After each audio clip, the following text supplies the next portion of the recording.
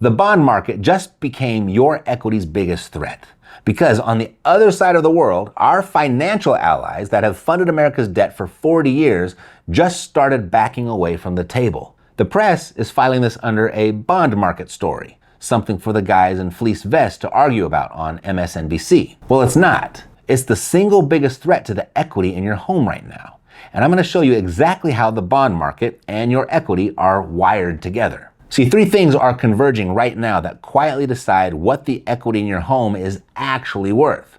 China's pile of US debt, it just dropped to about $652 billion. That's the lowest it's been in 18 years, down from $1.3 trillion at its peak. And then Japan, our single biggest foreign lender, sold more of our bonds in the first 3 months of this year than it had in the previous 4 years combined. And the interest rate on the 10-year Treasury spiked to its highest level in 16 months. Now, the easy read is, hey, it's just foreigners shuffling paper around, not my problem. Well, hold that thought, because it's about to walk right up your driveway. Let's start with the three questions we've got to answer to figure out what's really going on. The first one, why are the people who bankrolled this country for 40 years walking away now?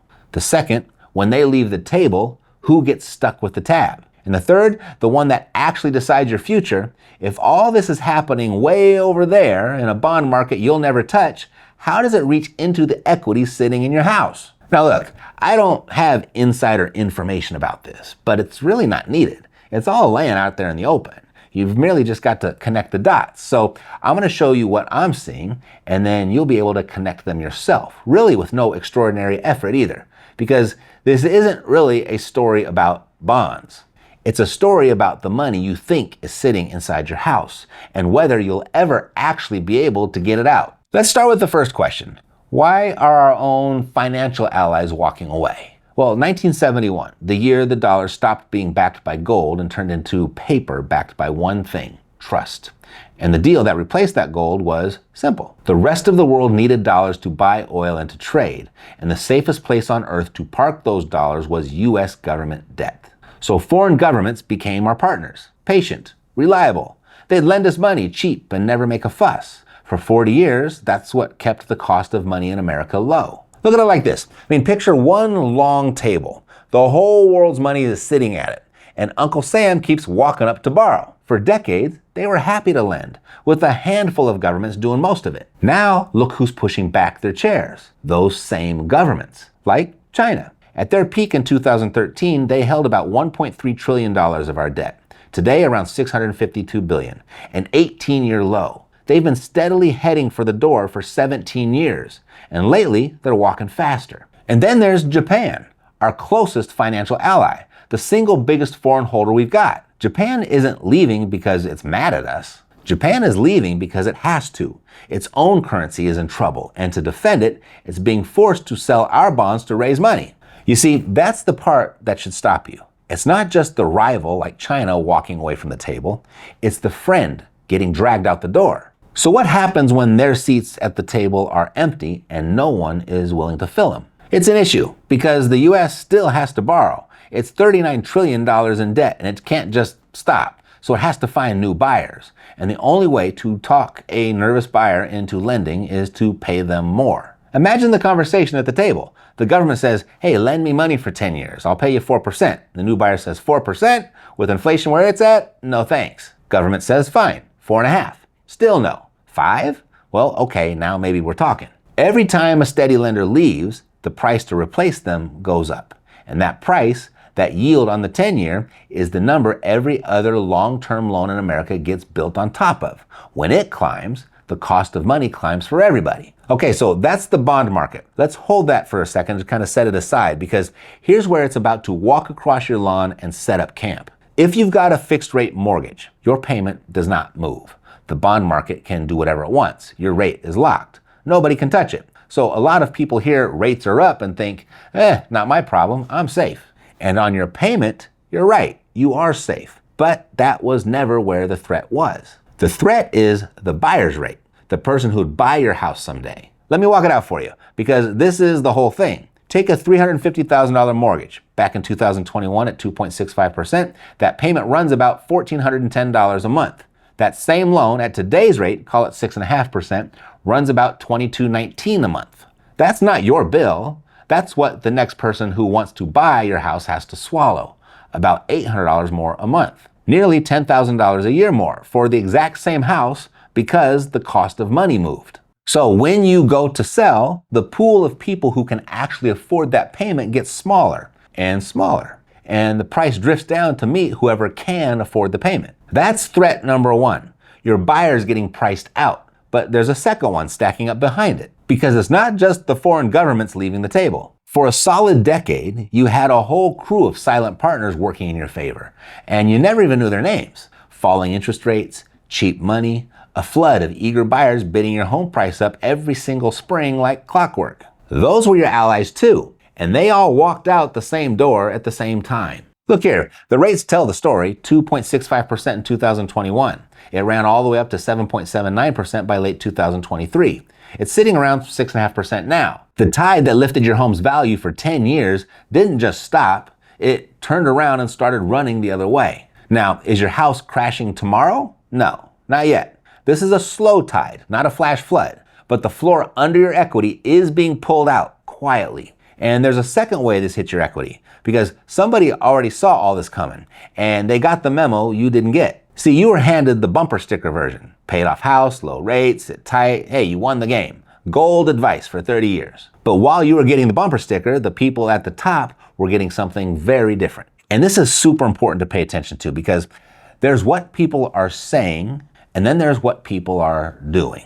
Consider paying less attention to what comes out of people's mouths and more to the actions they take. Here's what I mean. At the end of last year, JP Morgan's private bank, the arm that handles the richest families in the country, the ones whose dogs have better health care than you do, put out its outlook for 2026.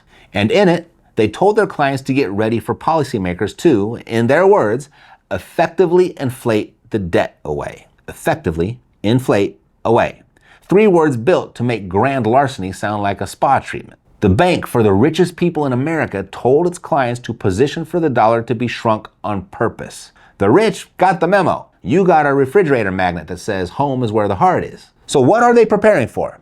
Well, it's not a guess. We've run this exact play before, and it has a name, and it has a motive too, expressed in one number. The US is $39 trillion in debt. And just the interest on it now runs more than $1 trillion a year. We spend more on the late fees for our debt than we spend on the entire United States military. Your family's share of that interest bill is about $7,600 a year. You never get the invoice, but you do pay it. The math has stopped working. And when the math doesn't work, a government has 3 doors to choose from. 1, raise taxes. 2, gut the benefits. Or 3, print. Well, raising taxes loses elections. Cutting Social Security loses elections. So they pick door number 3, the one where they rob you while you're staring at the other 2. Economists have a polite name for it, financial repression, which is a fancy way of saying theft with a PhD. In plain English, you hold interest rates a little bit below inflation, and you do that for years, and the debt quietly melts away, except the people it melts onto are the responsible, financially conservative ones. And before you say, hey, that won't happen here, well, it already did, 1946. America comes out of the war owing more against the size of its economy than it owes even today. It never defaults. It never announces a thing. It just holds rates below inflation, year after year, all the way to 1980. And through the 1970s, the dollar lost about half its purchasing power, cut in half. Gold went from $35 an ounce to $850. The retiree on the porch in 1975 still had the same $400 check coming in every month. It just bought less and less. Nobody robbed him. Nobody sent him a bill. The money just got smaller in his hand. So your equity gets hit from 2 sides. The price gets marked down because the buyer's priced out, and the dollars behind whatever's left quietly lose their value. Now, is the printing press running this month? No. Right now, the Fed's actually leaning the other way. The market thinks the next move is a rate hike, not a flood of new money. So I'm not here to tell you the sky falls Tuesday.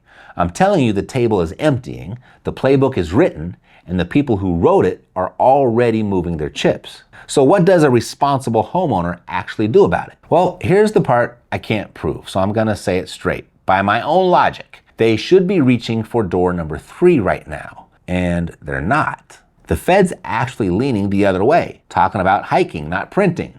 So one of two things is true. Either I've got this wrong, and I don't see how the math plays out any other way. Math is math. Or they're not ready yet. And here's the thing about that math. It doesn't fix itself. You either grow your way out of it, which nobody's done at this size, or eventually somebody opens one of those doors. Whoever's sitting in that chair, this party or that party, doesn't matter. The incentive is always the same. Kick the can to the next guy. The only real question is how much road is left to kick that can down. So instead of trying to read the Fed's lips for what's coming, I started watching the people who don't wait around to be told, the smart money. And they're not guessing either. They already got up and switched sides of the table. Here's what I mean.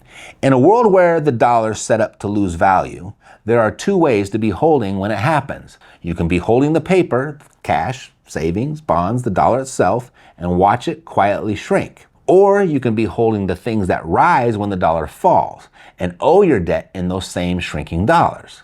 The smart money isn't sitting on paper. They're doing the thing that sounds backwards. They're in no hurry to pay off a cheap fixed rate mortgage. Because if you're locked in at 3% while the dollar is getting shrunk on purpose, that loan is the best deal you'll ever have. You pay it back in dollars worth less every year. That low rate isn't a chain, it's a gift. Look, I've never been a gold guy. Always thought the gold crowd was a little much, but I keep coming back to the receipts. The world's central banks, the same governments dumping our bonds, bought over 800 tons of gold last year after 3 straight years of above 1,000. And here's the part that still gets me. Roughly 57% of that buying never got publicly reported. It's off the books. The people who literally print the money are converting it into metal in the dark. The ultimate insider trade. And they're not doing it because they like the shiny color. You see, when the people who issue the currencies are trading them for gold, that's not a tip, that's a tell. Oh, Matt, make it stop. What did you just say? Hey, fair. Here's what I said in less than 30 seconds. And then I'll tell you what there is you can do to better keep tabs on your equity. For 40 years, the bond market was the quiet machine holding up your home's value. Cheap money, easy buyers, a rising tide. That machine just went into reverse. The lenders who powered it are walking away. The cost of money is climbing. And that hits the equity in your house from both sides at once. It freezes the price your buyer can pay, and it shrinks the dollars you'd walk away with if you sell. That's why the bond market just became the biggest threat to your equity. But here's the good news. You're not stuck. There are 3 moves you can make this week, all free, all doable before the weekend. First, go pull your mortgage statement out of the drawer and write down your rate. If it starts with a 2 or a 3 or even a 4, that's pretty killer. Circle it. That's the cheapest money you're probably ever going to be handed, and the one thing you give up the day you move. Then start watching the 10-year Treasury instead of the Fed. Google 10-year Treasury. Check it once a week. That's the real signal for what your equity can fetch.